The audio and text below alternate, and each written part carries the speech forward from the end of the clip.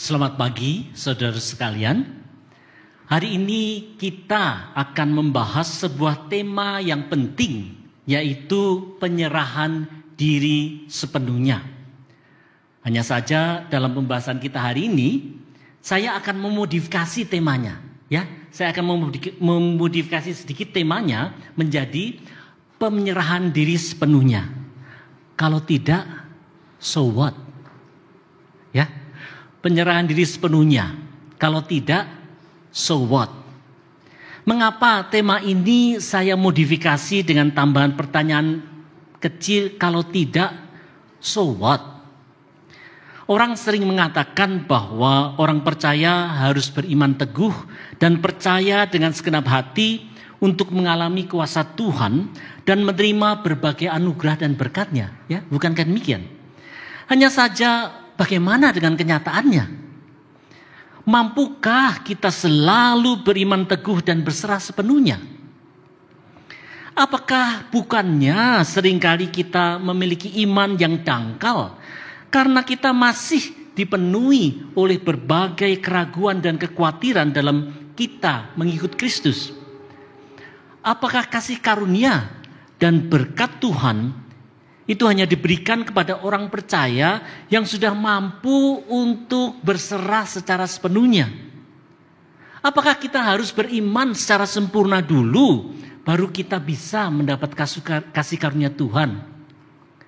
Bagaimana kalau kita beriman secara tidak sempurna atau imperfect faith? Atau kurang beriman, less faith? Bahkan tidak beriman, no faith. Apakah keadaan iman seperti itu akan menghalangi anugerah Tuhan? Pertanyaan-pertanyaan seputar realita iman ini adalah pertanyaan yang wajar untuk disampaikan oleh setiap orang percaya.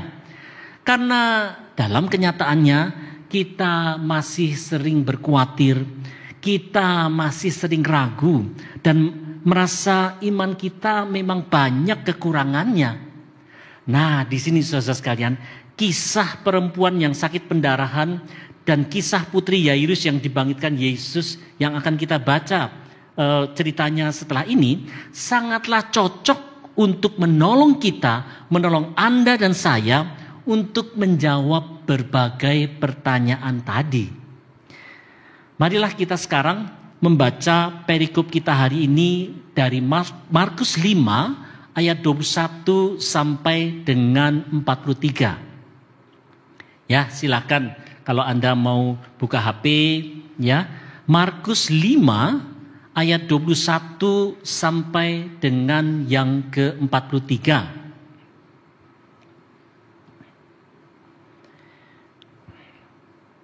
Saya akan membacakannya mulai dari ayat 21. Sesudah Yesus menyeberang lagi dengan perahu, orang banyak berbondong-bondong datang lalu mengerumuni dia. Sementara ia berada di tepi danau, datanglah salah seorang kepala rumah ibadat yang bernama Yairus. Ketika ia melihat Yesus, sujudlah ia di depan kakinya dan memohon dengan sangat kepadanya, "Anak perempuanku hampir mati, datanglah kiranya dan letakkanlah tanganmu atasnya, supaya ia selamat dan tetap hidup." Lalu pergilah Yesus dengan orang itu. Orang banyak berbondong-bondong mengikuti dia dan berdesakan mengerumuni dia. Di situ ada seorang perempuan yang sudah 12 tahun menderita pendarahan. Ia telah banyak menderita di bawah perawatan banyak tabib, sehingga telah dihabiskannya semua yang ada padanya, namun sama sekali tidak ada faedahnya. Malah sebaliknya, keadaannya makin memburuk. Dia sudah mendengar tentang Yesus. Maka di tengah-tengah orang banyak itu, ia mendekati Yesus dari belakang dan menyentuh jubahnya. Sebab katanya, "Asal ku sentuh saja jubahnya, aku akan sembuh." Seketika itu juga sumber pendarahannya mengering dan ia merasa bahwa badannya sudah sembuh dari penyakitnya. Pada saat itu juga Yesus mengetahui bahwa ada kuasa yang keluar dari dirinya. Lalu ia berbalik di tengah orang banyak dan bertanya, "Siapa yang menyentuh jubahku?"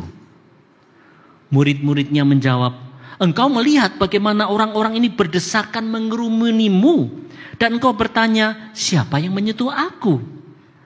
Lalu ia memandang sekelilingnya untuk melihat perempuan yang telah melakukan hal itu. Perempuan itu yang menjadi takut dan gemetar ketika mengetahui apa yang telah terjadi atas dirinya, tampil dan sujud di depan Yesus dan dengan jujur memberitahukan segala sesuatu kepadanya. Lalu katanya kepada perempuan itu, "Hai anakku, imanmu telah menyelamatkan engkau. Pergilah dengan damai dan tetaplah sembuh dari penyakitmu." Ketika Yesus masih berbicara, datanglah orang dari keluarga kepala rumah ibadat itu dan berkata, "Anakmu sudah meninggal, untuk apa engkau masih menyusahkan guru?" Namun Yesus tidak menghiraukan perkataan mereka dan berkata kepada kepala rumah ibadat, "Jangan takut, percaya saja."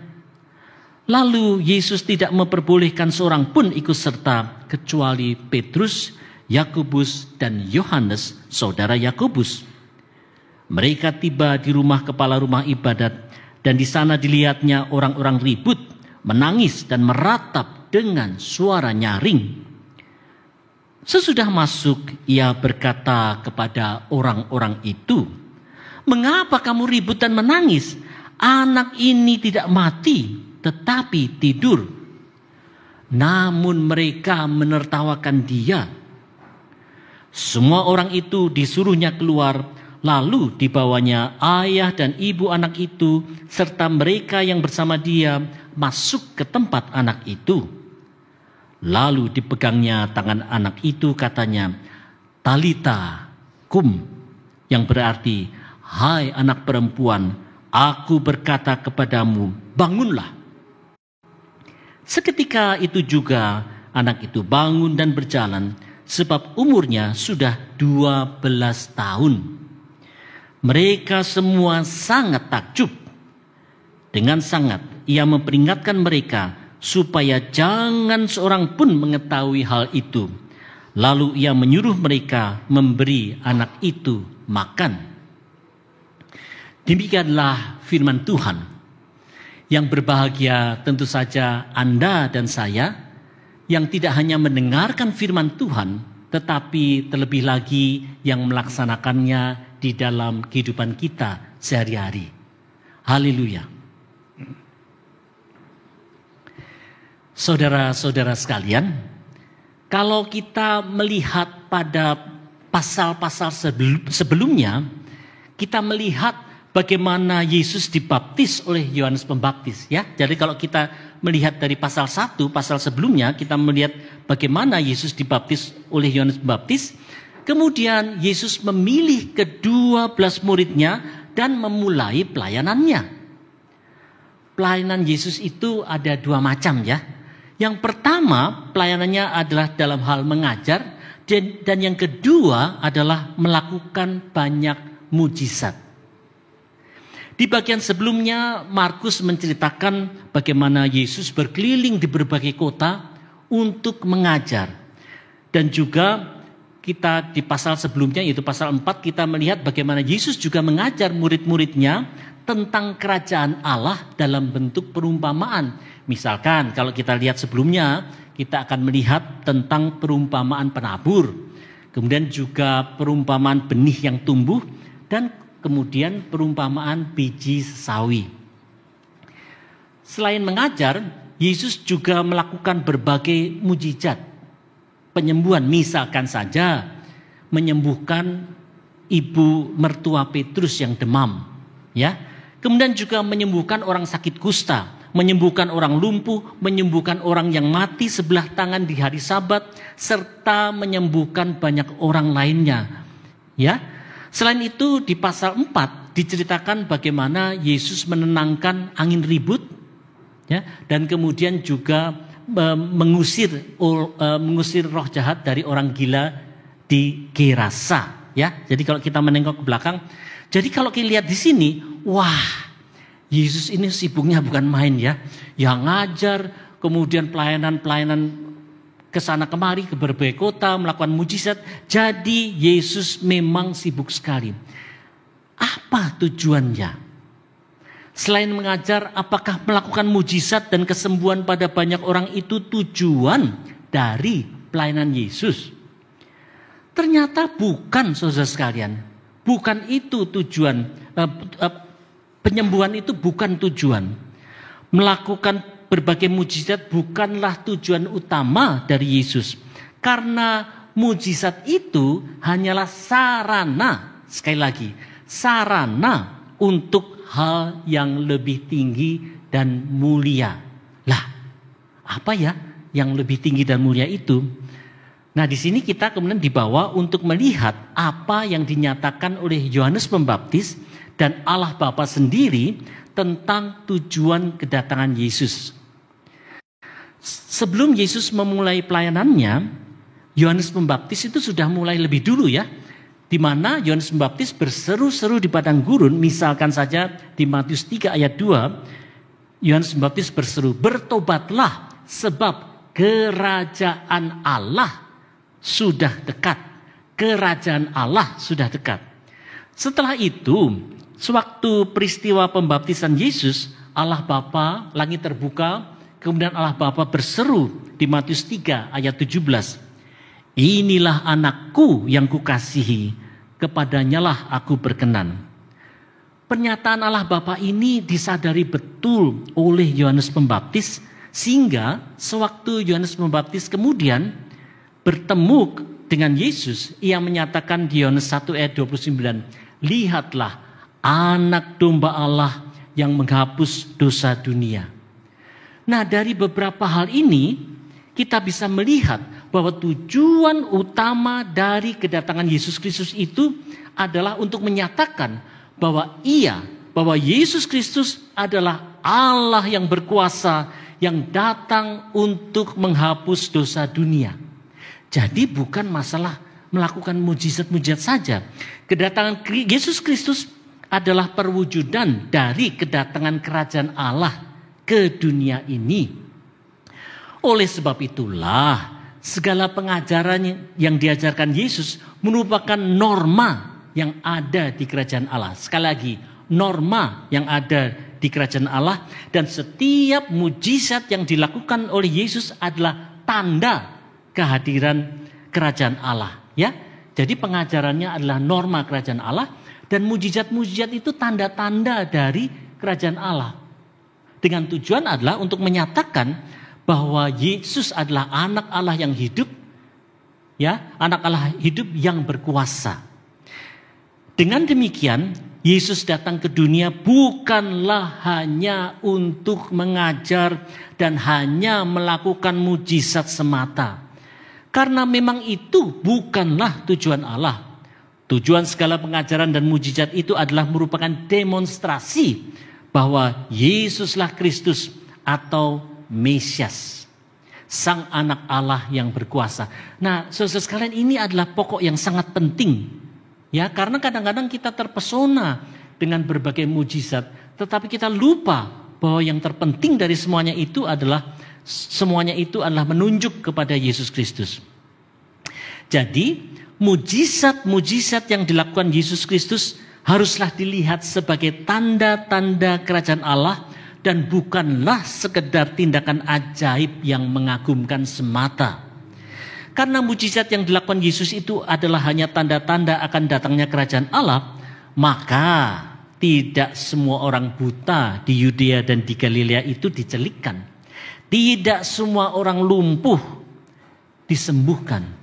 Tidak semua orang mati dibangkitkan. Dan tidak semua orang kusta ditahirkan. Ya, karena pada waktu itu kan banyak yang sakit kan. Gak cuma orang-orang itu kan.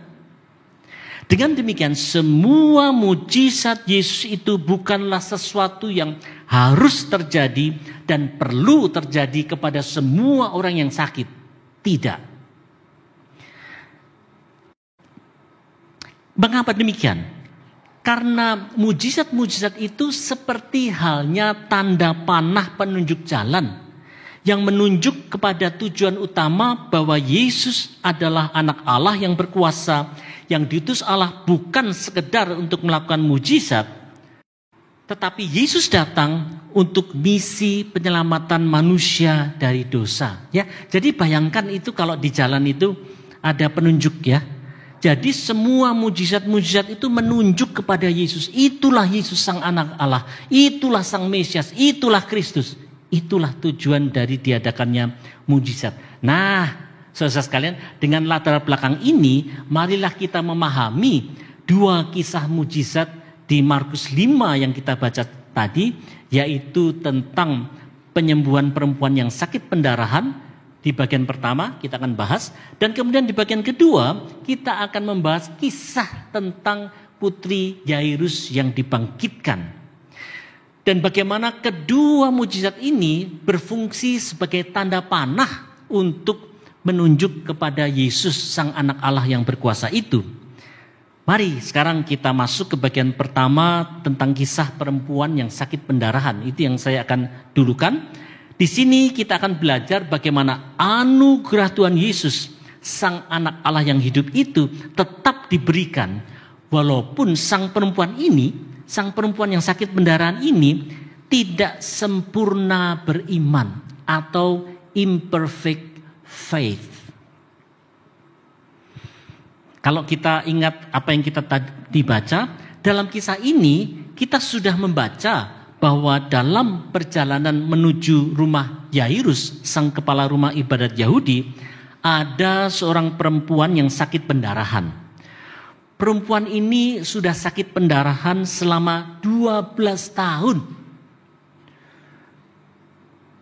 Kalau darah sering keluar, pastilah ia akan pucat sesuai dengan ciri orang-orang yang kekurangan darah. Juga dia seorang yang miskin. Kenapa? Karena segala hartanya itu sudah dimanfaatkan untuk berobat. Bukannya sembuh, malah penyakitnya tambah parah. Ya. Jadi perempuan itu rupanya mendengar berita ada seorang yang bernama Yesus yang melakukan banyak mujizat. Tentu saja kalau Anda dan saya berada dalam posisi perempuan ini, pastilah di hati pasti timbul pengharapan. Apakah mungkin ini jalan kesembuhanku? Apakah artinya perempuan ini sudah mempunyai iman yang teguh?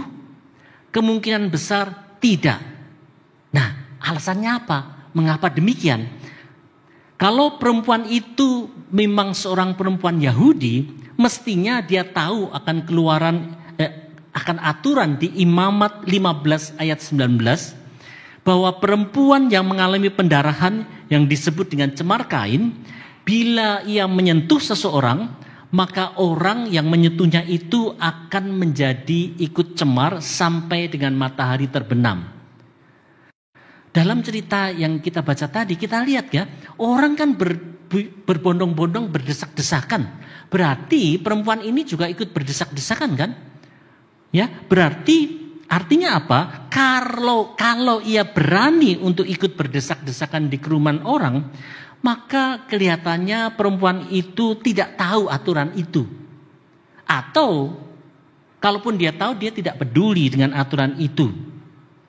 Oleh karena itulah ada seorang penafsir bernama Eusebius yang sering disebut sebagai bapa sejarah gereja yang hidup sekitar 3 abad Masehi, jadi sekitar tahun 300-an Masehi, ya. Dia menafsirkan bahwa perempuan itu memang bukan perempuan Yahudi, tetapi dia adalah perempuan yang berasal dari kota Kaisaria Filipi. Nah, kalau Anda melihat Alkitab, maka provinsi Yudea itu ada di selatan. Di tengah itu ada provinsi Samaria. Di utara itu ada provinsi Galilea. Nah, kota Kaisaria Filipi itu ada di atasnya lagi, ya, di daerah barat daya dari Gunung Hermon yang ada di atas itu. Dan ini bukan daerah orang Yahudi. Ya. Nah, jadi dengan demikian kemungkinan orang perempuan yang sakit pendarahan itu perempuan yang bukan orang Yahudi atau yang disebut oleh orang Yahudi sebagai orang kafir atau Gentiles, ya. Perempuan bukan Yahudi ini rupanya mendengar kabar bahwa Yesus banyak melakukan mujizat penyembuhan. Tidaklah heran kalau imannya itu imperfect faith, iman yang tidak sempurna. Ada dua alasan mengapa kita katakan bahwa iman perempuan ini bukan iman yang sudah teguh. Alasan pertama adalah karena dasar perempuan itu dari perempuan itu adalah mitos dan tahyul. Mengapa demikian? Kalau kita baca, perempuan ini meyakini bahwa bila ia menjamah jubah Yesus, maka ia akan sembuh. Loh, dari mana keyakinan ini? Emangnya Yesus pernah mengajarkan? Emangnya murid-murid pernah mengajarkan? Ya, tentu tidak. Kemungkinan besar dasarnya adalah takyul dan mitos kafir yang berasal dari daerah dia, yaitu di daerah Kaisaria Filipi. Apakah kesembuhan itu bisa datang melalui cara tertentu, yaitu dengan menjamah jubah? Tentu saja tidak. Hanya saja hal yang bersifat klinik. Nah, ini kalau karena pernah mendengar istilah klinik dan tahyul, itulah yang diyakini oleh perempuan itu yang menyebabkan dikatakan imannya itu imperfect atau tidak sempurna. Alasan kedua adalah karena tujuan imannya itu adalah hanya untuk kesembuhan dirinya sendiri saja. Yang terpenting saya sembuh. Cara apapun monggo saja, silahkan saja, tidak masalah ya. Sakit pendarahan perempuan itu selain melemahkan tubuh, tetapi juga membuatnya tersingkir dan malu.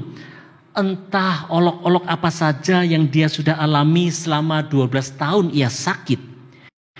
Dia mungkin sudah merasa dia sudah berada di titik nadir atau titik terbawah dari kehidupannya. Ya, saudara sekalian, ia tidak dapat disalahkan kalau imannya kemudian memang terfokus pada kesembuhan diri sendiri. Kelihatannya ia tidak terlalu pusing tentang siapa Yesus itu. Yang penting Yesus dapat melakukan mujizat kesembuhan. Dengan demikian, tujuan imannya sebenarnya bukanlah Tuhan, tetapi lebih kepada berkat kesembuhannya. Pada saat berkat Tuhan menjadi lebih utama dari Tuhan, saya ulangi, pada saat berkat Tuhan menjadi lebih utama dari Tuhan, maka itu adalah imperfect faith, dan itu bukan sikap iman yang seharusnya. Saudara-saudara sekalian, kedua alasan tersebut sesungguhnya menyebabkan cerita tentang perempuan yang sakit pendarahan ini menjadi lebih relevan untuk kita, untuk Anda dan saya sebagai orang percaya. Bukankah demikian? Bukankah iman yang dipengaruhi oleh mitos dan tahyul dan yang lebih berpusat pada berkat Tuhanlah yang sering ada pada diri kita sebagai orang percaya? Ketidakmampuan untuk kita berserah secara penuh itu adalah sebuah realita dalam kehidupan Anda dan saya. Yang menjadikan cerita ini menguatkan iman kita adalah bahwa walaupun iman perempuan itu dangkal, dipengaruhi mitos dan tahyul, dan lebih berpusat pada berkat kesembuhan, tetapi Tuhan Yesus dalam kasih dan anugerahnya yang besar mau menyembuhkan perempuan itu. Luar biasa, bukan? Ya. Yesus sebagai anak Allah yang berkuasa tahu betul apa yang terjadi.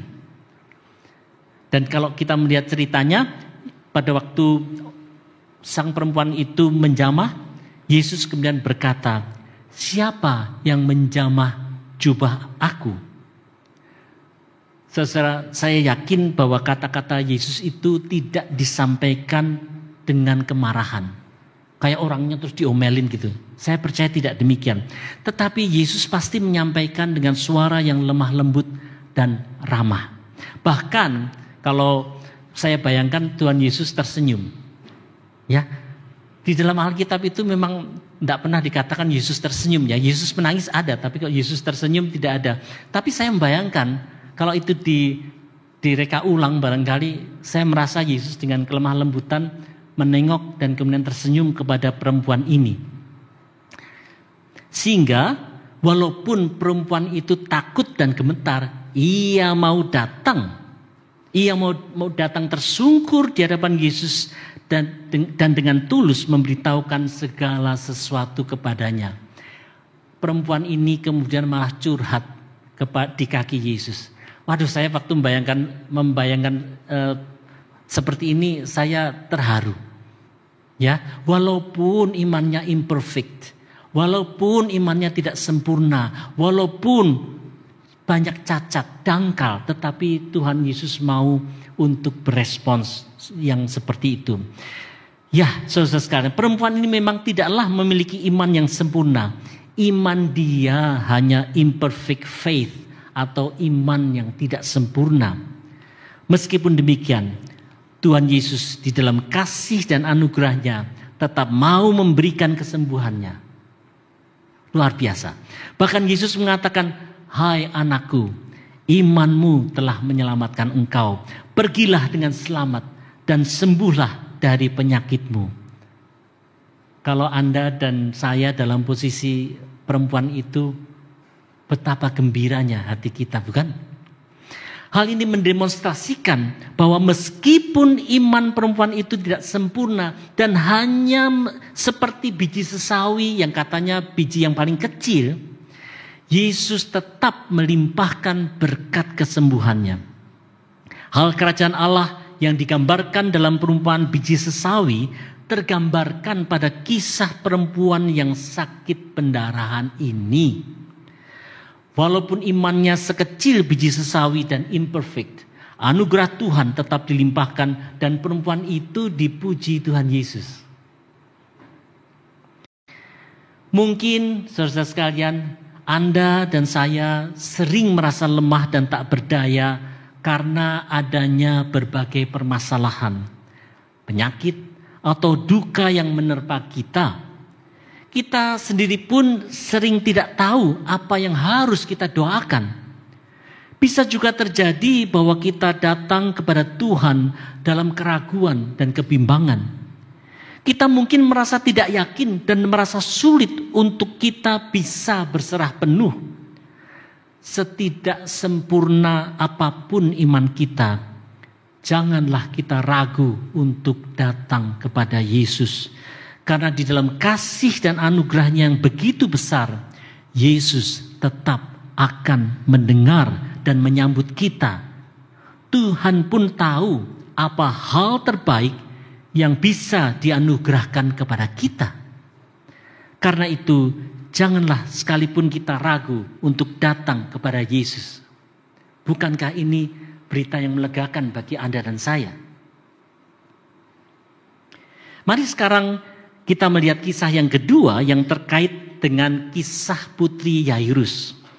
Kisah ini akan menolong untuk kita memahami lebih jauh bagaimana anugerah Tuhan Yesus tetaplah diberikan walaupun seorang tidak beriman. Nah, ini kasusnya lebih parah lagi. Tidak beriman atau no faith ataupun less faith. Imannya lebih rendah, lebih dangkal lagi.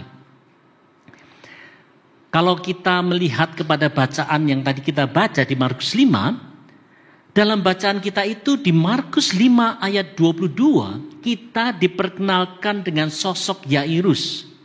Yairus yang tiba-tiba datang tersungkur di kaki Yesus. Yairus ini ya, saudara-saudara sekalian, bukanlah sembarang orang. Karena kemungkinan besar dia adalah seorang Farisi ahli Taurat.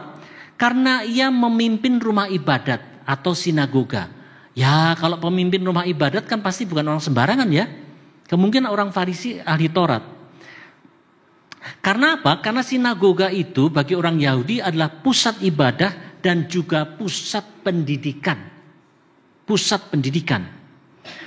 Yairus itu memanglah seorang yang terpandang di masyarakat Yahudi waktu itu. Karena ia begitu mengasihi putrinya yang berumur 12 tahun. Dan karena ia sudah mendengar tentang berbagai mujizat yang telah dilakukan Yesus, maka Yairus yang sudah putus asa dengan sakit dari putri kesayangannya itu menaruh pengharapan bahwa Yesus dapat menyembuhkan putrinya yang sudah sekarat itu. Saya membayangkan saya sebagai seorang ayah menghadapi situasi seperti itu. Hatinya pasti terasa hancur. Ya, melihat putri, mungkin saja dia putri tunggal yang sekarat. Oleh karena itulah ia tidak segan-segan untuk tersungkur di kaki Yesus dan memohon dengan sangat, "Anakku perempuan sedang sakit, hampir mati. Datanglah kiranya dan letakkan tanganmu atasnya, supaya ia selamat dan tetaplah hidup." Karena putri Yairus sedang sakit keras, bahkan kemudian kalau kita dengar cerita itu meninggal dunia, maka putri Yairus itu pun tidak dapat beriman. Ya, sekali lagi, orang lagi sakit tidak sadarkan diri, bagaimana dia bisa beriman? Maka saya katakan putri Yairus tidak dapat beriman karena sakitnya yang keras itu. Bahkan tadi saya katakan tidak sadarkan diri. Karena itulah maka Yairus ayahnya itu bersyafaat, yaitu menyampaikan permohonan kepada Yesus untuk kesembuhan putrinya. Kalau kita bandingkan sikap iman Yairus dengan sikap iman seorang perwira Romawi yang datang kepada Yesus untuk meminta kesembuhan hambanya di Lukas 7, ya, maka iman Yairus itu tidak sebesar iman perwira Romawi yang tinggal di Kapernaum, ya. Mengapa demikian? Mari kita lihat ucapan perwira Romawi tersebut di Lukas 7 ayat 6 sampai 7. Jadi saya mengajak Anda untuk membandingkan iman dari Yairus ini dengan iman seorang perwira Romawi di Lukas 7 ayat 6 dan 7, di mana dia mengatakan begini kepada Yesus, "Tuan, janganlah bersusah-susah, sebab aku tidak layak menerima Tuhan di dalam rumahku. Sebab itu aku juga menganggap diriku tidak layak untuk datang kepadamu. Tetapi katakan saja sepatah kata, maka hambaku itu akan sembuh." Ya, jadi kalau kasus Yairus dibandingkan perwira Romawi ini, perwira Romawi itu tidak meminta Yesus datang ke rumahnya. Perwira Romawi itu tidak meminta Yesus untuk meletakkan tangan kepada hambanya yang sakit. Dia cuma minta, "Tuhan ngomong saja sepatah kata, hambaku pasti sembuh." Ya, jadi kalau kita mengatakan seperti itu kan kelihatan bahwa iman perwira Romawi itu lebih dalam ya dibandingkan Yairus tadi. Makanya saya katakan less faith. Faith-nya itu lebih kurang dibandingkan perwira Romawi itu. Sehingga di Lukas 7 ayat 9 Yesus Kristus itu sampai memuji perwira Romawi ini dengan mengatakan, "Aku berkata kepadamu, iman sebesar ini tidak pernah aku jumpai sekalipun di antara orang Israel." Yesus aja takjub, saudara sekalian. Ya, memang iman Yairus sang kepala rumah ibadat itu tidaklah sebesar iman perwira Romawi itu. Kalau perwira Romawi itu hanya meminta Yesus mengatakan sepatah kata saja untuk kesembuhan hambanya, tanpa Yesus harus datang ke rumahnya, Yairus masih memohon Yesus harus datang ke rumahnya, meletakkan tangan di atas putrinya, barulah putrinya dapat disembuhkan. Ya, jadi lebih ngerepotin Yesus dulu gitu loh. Ya, itulah sebabnya saya katakan bahwa Yairus less faith, imannya lebih kecil. Sementara itu putrinya yang sudah sekarat dan sudah tidak sadarkan diri itu tidaklah mampu beriman kepada Yesus. Sehingga kita katakan ia tidak beriman atau no faith. Segalanya terserah ayahnya saja. Jadi meskipun seseorang sudah tidak dapat beriman lagi seperti putri Yairus, ataupun ia memiliki iman yang seperti tadi putri Yairus, ataupun ia memiliki iman yang tidak besar seperti Yairus sendiri, Tuhan tetap mau untuk mencurahkan anugerah dan berkat kesembuhannya. Yesus Kristus tetap peduli dengan apa yang terjadi dan Yesus Kristus turun tangan untuk membangkitkan putri Yairus. Jadi, saudara sekalian, ini sesuatu yang menggembirakan. Baik seseorang yang datang kepada Yesus itu dalam kondisi less faith atau bahkan no faith, Tuhan Yesus tetap mau mencurahkan kasih karunia dan berkat-Nya. Saudara sekalian, kisah putri Yairus ini membawa kita kepada realita kehidupan kita sehari-hari bahwa kita bisa saja berdoa syafaat untuk seseorang yang sakit atau mengalami permasalahan yang pelik, tetapi kita sendiri pun seperti Yairus yang memiliki less faith. Artinya kita ini bukanlah seorang pendoa yang ulung, yang sudah mampu beriman teguh. Iman kita tidaklah seperti hamba Tuhan atau pendeta Anu yang imannya sudah mantap banget. Enggak. Ya, kita ini hanya jemaat biasa yang berdoa secara biasa-biasa saja. Bukankah ini yang terjadi dalam diri kita? Apakah kemudian berdoa syafaat bagi keadaan orang lain ya dengan kondisi kita yang less faith itu akan didengar dan dikabulkan Tuhan? Apakah anugerah Tuhan juga dicurahkan melalui doa syafaat yang biasa-biasa saja dan bukan doa syafaat yang sehebat doa seorang hamba Tuhan yang berkarunia doa? Ya, kadang kita dalam hati berpikir, doa saya kok kayaknya cuma biasa-biasa saja, nggak seheboh pendeta yang ada yang di YouTube barangkali. Dari kisah ini kita melihat bahwa Tuhan mendengar permintaan orang terlepas dari apakah orang itu sudah memiliki iman yang mampu memindahkan gunung. Ya, kalau iman yang memindahkan gunung sudah hebat banget kan ya.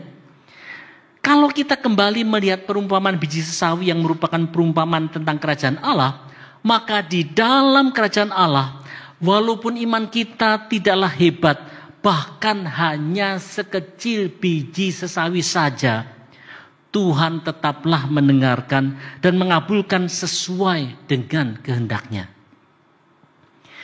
Apakah kita juga bisa berdoa syafaat untuk mereka yang tidak mampu beriman, seperti kasus putri Yairus, atau bahkan tidak beriman sama sekali, atau no faith? Tentu saja bisa, bahkan harus kita berdoa. Misalkan saja ada seorang teman yang sakit bahkan koma, dia tidak lagi bisa beriman. Tapi dalam cerita ini ada orang lain yang bersyafaat bagi dia dan Tuhan mendengarkannya. Dan kemudian doanya juga tidak dilakukan oleh seorang yang pendoa ulung, bukan. Hanya Anda dan saya yang orang-orang biasa saja. Ya.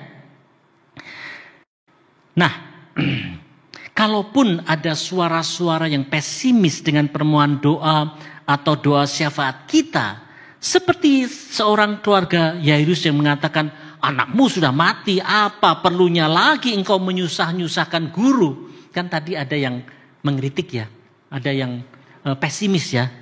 Kita tetaplah harus berpegang pada perkataan Kristus saja sebagai respons sikap pesimis itu, sesuai dengan perkataan Yesus tadi, jangan takut, percaya saja.